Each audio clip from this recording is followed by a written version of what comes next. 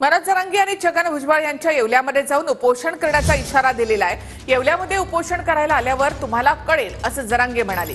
तर भुजबळ सक्षम आहेत, ते घाबरणार नाहीत असं बबनराव तायवाडे यांनी म्हटलं आहे।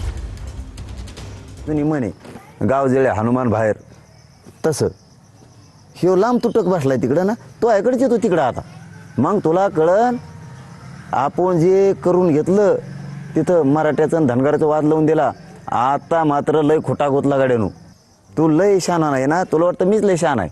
तो या पुढचा शहाणा आहे मी तिकडं परवानग्या काढायला लावल्या जात येवल्यात आणि नाशिकमध्ये जाहीर सांगतो। तर मी बी तिकडे येतो आता उपोषणाला, मग कळन तुला किती बेकार असतं। ज्यांना कुठे आंदोलन करायचं आहे आणि काय करायचं आहे तो त्यांचा वैयक्तिक प्रश्न आहे। महाराष्ट्रातल्या कुठल्याही कानाकोपऱ्यामध्ये जाऊन ते त्यांचं आंदोलन करू शकतात, पण त्या आंदोलन केल्याने राजकीय नेतृत्वावरती काय परिणाम पडेल याचा आधी विचार करायला पाहिजे। की ठीक आहे, भुजबळ साहेबांच्या गावात जाऊन करतील, पण भुजबळ साहेबांना त्याची काळजी नाही, कारण भुजबळ साहेब तेवढे सक्षम आहेत, त्याच्यामुळे अशा प्रकारच्या आंदोलनाला ते घाबरत नाही।